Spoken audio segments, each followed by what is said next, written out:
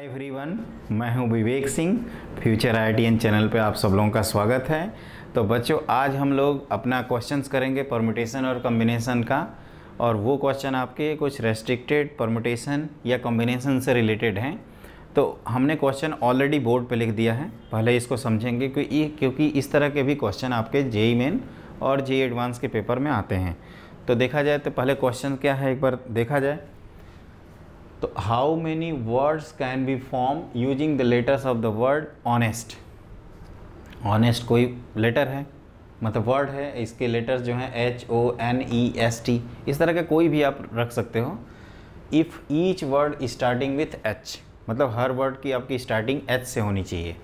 आगे बढ़ते हैं, दूसरे क्वेश्चन में है in how many words can be form using the letters of the word honest if each word begins with A vowel. Vowel इसमें कौन कौन से हैं, तो E है और O है, AEIOU वॉवेल्स होते हैं और बाकी सब कॉन्सोनेंट्स होते हैं इंग्लिश अल्फ़ाबेट्स में।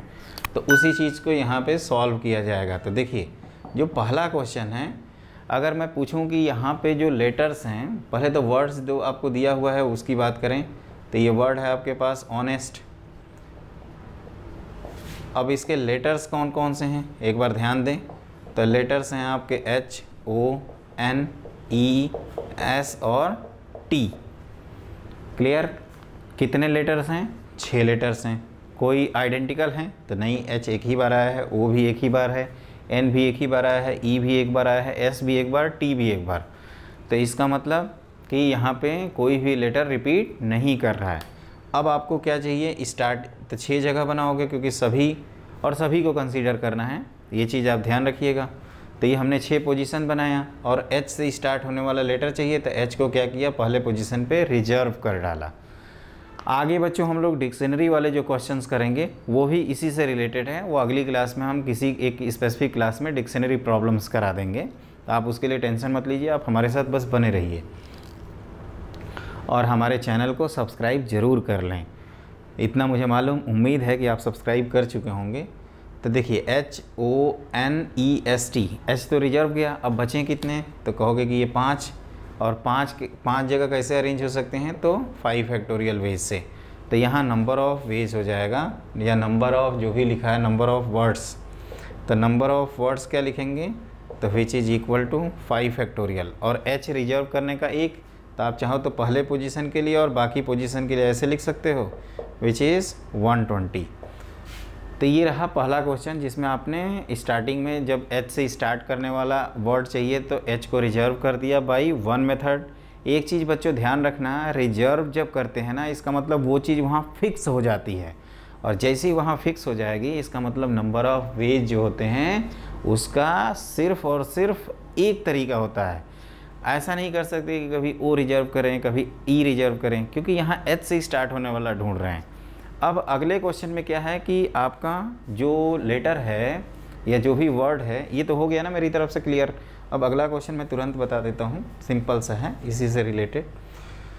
तो अगले क्वेश्चन में आप एक बार ध्यान से देखो तो वर्ड्स में जो मतलब सेकंड क्वेश्चन का जो सॉल्यूशन है, यहाँ पे HONEST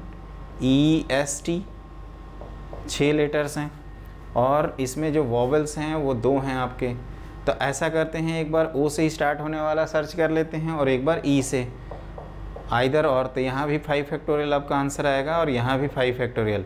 आपको मैंने first class of permutation combination में क्या बताया है, मैंने ये बताया है बच्चों कि जब भी आइदर और आए तो केसेस को ऐड कर दिया करो। तो number of words, number of such words ऐसे लिख सकते हो, या नंबर ऑफ़ वर्ड्स सिंपली हम लिख देते हैं। तो this is either 5 factorial plus 5 factorial which is equal to 240। आप ये भी कह सकते हो इसको कि सर ये जो है आपने 6 जगह बनाई, तो पहले प्लेस को आप 2 मेथड से फिल कर सकते हैं और बाकी के लिए 5, 4, 3, 2 और 1 मेथड।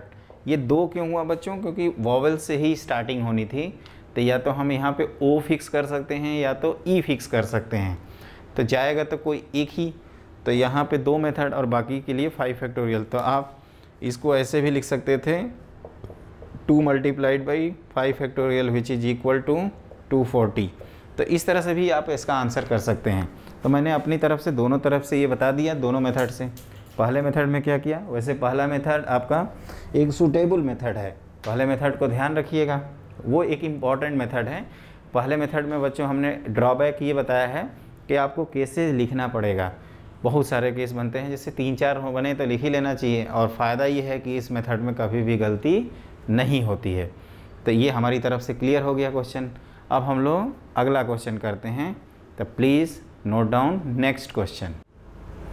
बच्चों मैंने अगला क्वेश्चन आपका बोर्ड पे लिखा हुआ है, आप इसको इत्मीनान से लिख लीजिए। एक इस तरह के भी क्वेश्चन बनते हैं, एक सेट ऑफ क्वेश्चंस होते हैं जो इस पैटर्न पे बेस्ड हैं। एक बार क्वेश्चन पढ़ते हैं। ये लिखा हुआ है, mister A has 9 children of which he takes 4 at a time to the circus. मान लीजिए कि कोई ए पर्सन है और उसके कितने चिल्ड्रेन हैं, 9, ऐसा मतलब ये है, और वो क्या है, 4 को वो सर्कस ले जाता है, या कहीं भी ले जा सकते हैं, प्लेस एक्स भी लिख सकते हो आप, किसी प्लेस पे ले जाना। लेकिन आपसे ये कहा जा रहा है but he does not take the same 4 children, मतलब एक बार जो हमने 4 का ग्रुप बना दिया, वो 4 का ग्रुप दोबारा नहीं जा रहा है सर्कस देखने। तो आपसे क्वेश्चन ये पूछा जा रहा है कि मिस्टर एक्स को कितनी बार सर्कस जाना पड़ेगा, पहली चीज़। और दूसरा पॉइंट ये पूछा जा रहा है कि अगर उन 9 में से कोई एक पार्टिकुलर चाइल्ड की बात करें तो वो कितनी बार सर्कस जाएगा। तो यहाँ पे 2 क्वेश्चन है, क्वेश्चन समझ में आया। मान लीजिए मैं ही हूँ और मेरे 9 बच्चे हैं और मैं उनको सर्कस घुमाने ले जा रहा हूँ, तो मुझे कितनी बार 4-4 के ग्रुप को ले जाना पड़ेगा, पहला क्वेश्चन। और एक स्पेसिफिक मेरा कोई चाइल्ड है तो वो चाइल्ड कितनी बार सर्कस जाएगा, ये दूसरा क्वेश्चन है। तो इसको करने का जो तरीका, अब देखो बच्चों ये होता है क्वेश्चन, इसमें कुछ मतलब सिंपल सी चीज़ है, आप आराम से कर लीजिए। तो पहले पार्ट का जो आंसर है, इसमें 2 पार्ट हैं बेसिकली, कि मिस्टर ए को कितनी बार सर्कस जाना पड़ा, और दूसरा है कि ए पार्टिकुलर चाइल्ड कितनी बार सर्कस जाता है। तो देखिए ये कुछ ऐसे ही क्वेश्चन हैं कि जैसे प्लेन में हमारे पास 10 पॉइंट हैं और स्ट्रेट लाइन ड्रॉ करनी है। तो हम लोगों को पता है कि 2 पॉइंट के कॉम्बिनेशन से आपकी कितनी स्ट्रेट लाइन बनती हैं, एक। तो 10C2 के कॉम्बिनेशन से आपकी स्ट्रेट लाइन बनेंगी 45, जिसको हमने पिछले क्लास में किए थे, लेकिन उसमें आपका स्पेसिफिक पॉइंट्स कुछ कोलिनियर भी होते थे। एग्जैक्टली ये उसी टाइप का क्वेश्चन है। आप कह सकते हो कि जो 9 की फौज है उसमें से 4 का ग्रुप जितने मेथड से आप निकाल सकते हैं उतनी बार मिस्टर जो भी एक्स हैं या यादव हैं, जो भी हैं, गुप्ता जी हैं या कोई भी है, उनको सर्कस जाना पड़ेगा। तो पहली चीज़ क्या लिखेंगे कि number of ways that mister x या मिस्टर ए जो भी है गोज़ टू सर्कस। तो इसका क्या हो जाएगा, 9 में से जितनी बार आप 4 का कॉम्बिनेशन लें, और इसका आंसर हम लोगों को पता है, एक बार निकाल ही लेते हैं, शायद 126 होता है, ये कंफर्म करना पड़ेगा। 9876 होल डिवाइडेड बाई 24, तो ये हो गया 3 और ये हो गया 126। आई एम राइट, सही लिखा था हमने। और दूसरा पार्ट, अब क्या करोगे, एक स्पेसिफिक चाइल्ड को सर्कस भेजना है, तो ऐसा करते हैं उस चाइल्ड को लगा लेते हैं पीछे और बाकी 3 का सिलेक्शन कर लेते हैं। ये वही हैं कि a particular child is always selected. तो इस क्वेश्चन को करना जाए तो number of ways that a particular child, particular का मतलब क्या बताया था मैंने, स्पेसिफिक, उसको पार्टिकुलर कहते हैं।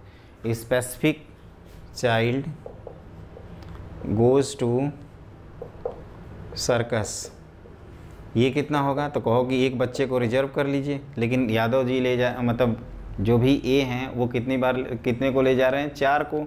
तो अभी 3 की फौज बाकी है आउट ऑफ 8, तो यहाँ आ जाएगा 8C3। इसका भी कैलकुलेशन कर ही लोगे, 8 7 6/6, तो ये कितना हो जाएगा 56।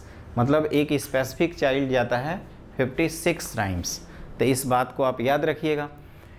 कैसे किए, तो हमने कहा कि 9 में से 4-4 का ग्रुप जितनी बार बनाएंगे बच्चों का, उतनी बार मिस्टर ए को सर्कस जाना होगा। तो 9 में से 4-4 का ग्रुप कितनी बार बनाओगे, जल्दी बताओ। 9 में से 4-4 का ग्रुप बनाओगे 9C4 वेज से। तो पहले पार्ट का आंसर हो गया, इतनी बार मिस्टर ए जा रहे हैं आपका सर्कस। स्पेसिफिक चाइल्ड के लिए क्या बताया, मैंने ये कहा बच्चों कि आप स्पेसिफिक चाइल्ड को कर लीजिए रिजर्व। मान लीजिए ऐसे हमने बांध लिया उसको पीछे, जैसे रानी लक्ष्मीबाई अपने पीछे बच्चे को बांधी थी उसी तरह से, और उसके बाद कितने बच्चों को और वो ले जाएगा, तो 4 के ग्रुप में से आप कहोगे कि एक तो रिजर्व हो गया हमारे पास स्पेसिफिक, जैसे साइकिल मतलब कुछ भी है तो उस पर बैठा लिए और बाकी 3 को उठाया। कितने में से 3 को लाओगे, तो 9 थे, एक पहले ही बैठ चुका है, मतलब 8 की फ़ौज है और उसमें 3 को हमें पिक करना है, तो 8C3। तो यहाँ आ जाएगा आपका 8C3 का मतलब कितना आता है 56। तो ये आपका रेस्ट्रिक्टेड सिलेक्शन से रिलेटेड क्वेश्चन है, और ये तो आपका इन जनरल पार्ट है कि भाई 9 में से 4 का कॉम्बिनेशन। अब ये नंबर चेंज हो सकते हैं, जैसे ये नंबर की जगह 6 भी हो सकता है, और ये जो 4 की जगह लिखे हैं ये कुछ और भी हो सकता है, कुछ भी आ सकता है, मतलब ये अंडरलाइन केवल चेंज होगा, मीनिंग सेम रहेगा। तो I think it should be clear to all of you. आप इत्मीनान से पहले नोट कर लीजिए, और फिर हम लोग अब आगे बढ़ते हैं और लिखते हैं नेक्स्ट क्वेश्चन। तो बच्चों हमने ऑलरेडी अपना अगला क्वेश्चन लिख रखा है बोर्ड पे, आप प्लीज़ इसको पहले नोट कर लीजिए, अपनी तरफ से आप पूरा अटेम्प्ट करिए, आंसर लिख के बैठ जाइए और उसके बाद मिलाइए। अगर आ जाता है तो बहुत अच्छी बात है बच्चों, फिर मुझे कुछ कराने की ज़रूरत ही नहीं है इस टाइप के क्वेश्चंस में, और अगर नहीं आता है तो फिर हम लोग परेशान भी नहीं होंगे, आराम से सीखेंगे कि इस तरह के क्वेश्चन सॉल्व कैसे किए जाते हैं। तो देखिए क्वेश्चन ये है टोटल कि आपके पास बहुत सारे ऑब्जेक्ट्स हैं जिसमें कुछ स्पेसिफिक ऑब्जेक्ट्स आइडेंटिकल हैं और हमें नंबर ऑफ़ सिलेक्शन करना है। ये नंबर ऑफ़ सिलेक्शन जो है वो आपका जो भी है देखिए क्या है, तो 3 लेटर्स को सिलेक्ट करना है, और आपके पास है 3A's 4B's 5C's और 7D's। तो इस तरह के क्वेश्चन जो सॉल्व करने का तरीका है वो स्पेसिफिक है। हम लोग क्या करते हैं, पहले ऑब्जेक्ट्स की ग्रुपिंग कर देते हैं।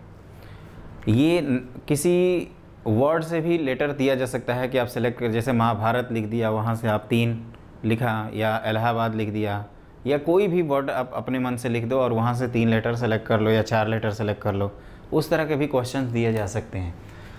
तो यहाँ पे क्या है कि आपके पास 3A है तो आपने ट्रिपल A लिखा, फिर देखो तो 4B हैं तो B आपने 4 बार लिख दिए, फिर 5C हैं तो आपने 5C लिख दिए, और 7D हैं तो आपने 7D's भी लिख दिए।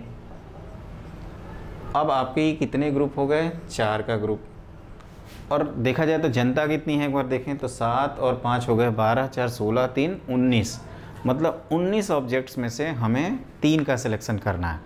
तो अगर हम ये आंसर लिख के चले आते हैं तो ये आंसर कम्प्लीटली रॉन्ग हो जाएगा। ऐसा इसलिए क्योंकि ये 19 ऑब्जेक्ट्स आपके आइडेंटिकल नहीं हैं। आप ये 3 को सिलेक्ट करो, ये 3 को सिलेक्ट करो, या ये 3 को सिलेक्ट करो, सब तो हैं सेम। तो ये बहुत ही ज़्यादा नंबर है। तो इस क्वेश्चन को वैसे भी हम लोग 2 तरीके से करते हैं। पहला तरीका जनरल मैं बताऊंगा जो आप कहीं भी लगा सकते हो, बस आपका केसेस वैरी करेगा। और जो दूसरा तरीका होता है इसका वो आता है आपका binomial theorem for any index, जो हमने आपको बायनोमियल का जब लास्ट क्लास लिया था ये उससे आता है।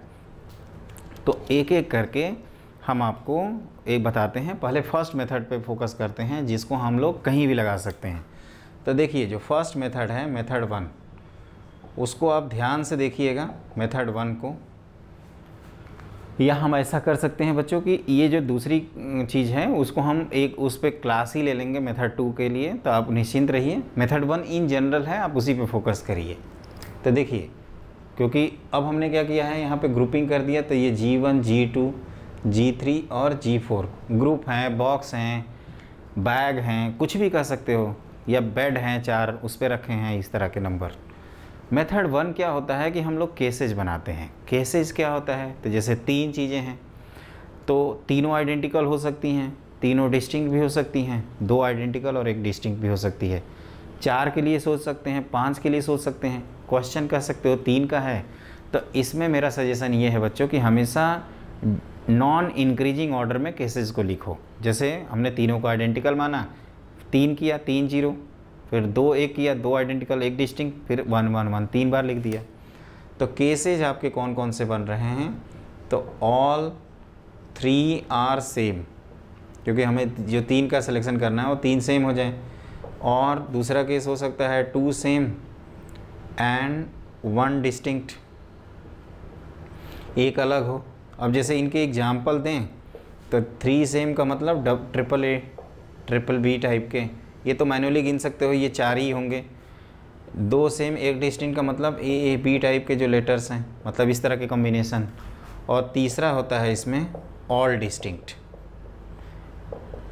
आप 3 और 4 के लिए ध्यान रखें, अगर मान लीजिए 4 होता तो क्या बनाते हैं, चारों सेम होने चाहिए, 4 0, फिर 3 सेम 1 डिस्टिंक्ट, 2 2 करते, 2 same of 1 kind 2 same of other kind, 2 same 2 distinct और चारों डिस्टिंक्ट, तो उसमें 5 केस बनते हैं। क्या बोला, 4 0, आप कहीं हिंट के तौर पे लिख लीजिए अगर 4 के लिए होता तो, फिर 3 1, फिर क्या करते 2 2, फिर 2 1 1 और चारों 1।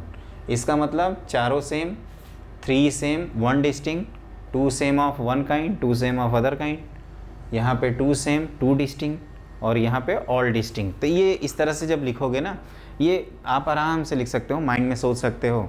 एक बार लिख लोगे तो फिर कभी गड़बड़ नहीं होगा और कोई केस छूटता नहीं है। नहीं तो एक डर बना रहता है बच्चों कि कोई केस छोड़ तो नहीं दिया, और क्योंकि ऑप्शन जो सेट करने वाला है ना वो भी जानता है कि बच्चा एक केस छोड़ेगा तो ये ऑप्शन देते हैं, दूसरा केस अगर एक्स्ट्रा कोई काउंट कर लिया तो उसके लिए आंसर ये है।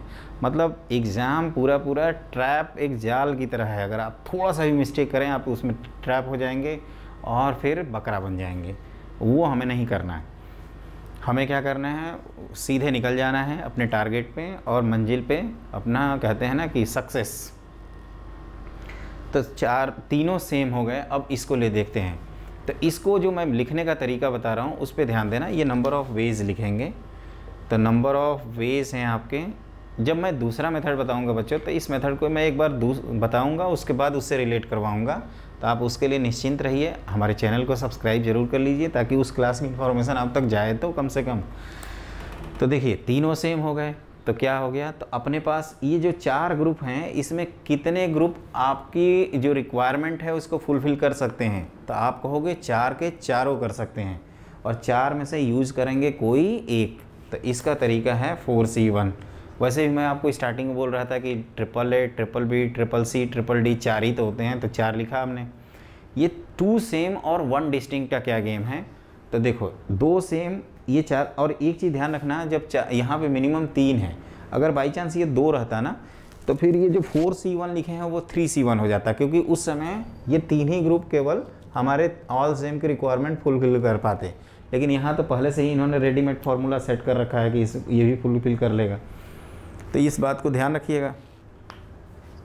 2 सेम वाला कोटा कितने लोग पूरा कर सकते हैं, तो कहोगे 4 में से कोई एक। तो यहाँ पे 4 में से कोई एक उठाया। यही पार्ट टिपिकल होता है बच्चों। मैंने कहा कि 2 सेम आप 4 में से कोई भी एक तरीके से पिक कर सकते हैं, either double A, double B, double C, double D, कोई एक तरीका, मतलब 4C1। अब ये बताइए अगर हमें 2 सेम हो गया और एक अलग लेना है, तो 4C1 का मतलब होता है कि ये जो 4 हैं इसमें से कोई एक। सपोज हमने इसको सेलेक्ट कर लिया, तो अब ये दूसरी बार तो आएगा नहीं तीसरे लेटर में, क्योंकि ऑल सेम हो जाएगा, वो केस ऑलरेडी लिखा जा चुका है। तो फिर कौन आएगा, तो कहोगे कि ये 3 ग्रुप हैं, इनमें से किसी एक को उठा लो। तो इस तरह से हमने लिख दिया 3C1। और ऑल डिस्टिंक्ट में कहोगे कि 4 हैं और कोई भी 3 ग्रुप यूटिलाइज़ कर लेते हैं। तो ये हो गया आपका नंबर ऑफ वेज। और नंबर ऑफ वेज कितना हुआ, तो पहले का 4, दूसरे का आंसर 12 और ये तीसरा कितना है, ये भी 4 है। तो दिस इज इक्वल टू 20। तो इस बात को आप याद रखोगे। नंबर ऑफ वेज कितने हुए, 20। भूलोगे तो नहीं ना, पक्का। फिर से मैं बताता हूँ ये मैंने क्या किया, ध्यान से देखिएगा, क्योंकि ये पार्ट क्लियर हो जाता है। दूसरा पार्ट कैसे आया, तो मैं ये कह रहा था कि 2 सेम और एक डिस्टिंक्ट लेना था। तो 2 सेम फुलफ़िल करने के अपने पास ये जो 4 हैं उसमें से कोई भी एक तरीका है, तो एक लिख दिया। और 2 डिस्टिंक्ट, तो कहोगे कि 4 में से कोई, मान लीजिए ये गया तो अभी 3 खाली हैं, 3 में से कोई एक उठा लेते हैं, तो 4 3 12। इसको बच्चों एक और तरीका है, आप चाहें तो ध्यान दे सकते हैं, या जो मैंने बताया है वो परफेक्ट मेथड है। दूसरा ये तरीका है कि 2 सेम और 1 डिस्टिंक्ट करने के जो लिखा है इसमें मैं कितने ग्रुप यूज करूँगा। तो आप कहोगे कि सर 2 ग्रुप यूज़ करोगे, कोई भी 2 उठा लो। तो हम क्या कर रहे हैं, इसको इस तरह से भी लिख सकते हैं 4C2। लेकिन जब 2 ग्रुप यूज़ करेंगे, मान लीजिए हमने यही यूज़ किया ये, तो डबल सी डी भी बना सकते हैं और डबल डी सी भी बना सकते हैं। मतलब जब भी 2 का कॉम्बिनेशन बना रहे हैं तो उसमें टोटल 2 सेम एक डिस्टिंग करने के कितने मेथड एग्जिस्ट कर रहे हैं, तो आप कहोगे 2। फिर से बताता हूँ, जैसे ये 2 हैं तो डबल सी डी या डबल डी सी कर सकते हो। तो यहाँ पे लिख दिया आपने मल्टीप्लाइड बाई 2। तो एक बार इसको भी देखोगे तो ये 6 2 जा कितना हो गया, 6 दूनी 12, और ये भी 4 3 12, तो दोनों से आंसर सेम आएगा, बस लिखने का तरीका अलग अलग है। तो इसको मैं जो बोल रहा था ना, इसको आप आराम से वीडियो रोक के और नोट कर लीजिएगा। ये क्या था, पहले 2 को सिलेक्ट किए और फिर तीसरे को अलग से निकाल दिया। ये क्या है, पहले ग्रुप ही सिलेक्ट कर लिए और कॉम्बिनेशन देख लिए, तो 4C2 × 2। तो इस तरह से हम लोगों ने कुछ रेस्ट्रिक्टेड कॉम्बिनेशंस और परमुटेशंस के क्वेश्चंस किए। और जब हम नेक्स्ट क्लास में मिलेंगे बच्चों, तो उसमें हम लोग पढ़ेंगे अपना स्ट्रिंग एंड गैप मेथड। एक नया मेथड है जो आजकल जेई एडवांस और जेई मेन फेवरेट बना हुआ है, स्ट्रिंग एंड गैप मेथड, और बहुत इंपॉर्टेंट भी होता है। तो उस क्लास की नोटिफिकेशन आपके पास जाए, उसके लिए आप हमारे चैनल को ज़रूर सब्सक्राइब करें और ज़्यादा से ज़्यादा बच्चों को शेयर करें ताकि बाकी बच्चे भी इंजॉय कर सकें। मेरा रिक्वेस्ट यही है बच्चों कि जो भी आप हमारे व्यूअर्स हैं, वो सब लोग के कांटेक्ट में जितने बच्चे हैं, आप सभी बच्चों को जो भी पढ़ना चाहते हैं मैथमेटिक्स, आप उनको कहें कि विवेक सर के क्लास करिए, आपको बहुत ज़्यादा फ़ायदा होगा। और एक बार कह के उसको छोड़ दीजिए, मैं ये नहीं कहूँगा उसको फोर्स करिए, क्योंकि अगर बच्चों मैं अच्छा पढ़ाता हूँ तो बच्चे खुद ब खुद आ जाएंगे। लेकिन हाँ, इन्फॉर्मेशन जहाँ तक है, वो कम्युनिकेशन गैप जो है वो आपको थोड़ा सा हमारी हेल्प करना होगा उसको फिल करने के लिए। तो आज की क्लास के लिए बस इतना ही, अगली क्लास में मिलते हैं, तब तक के लिए बाय बाय।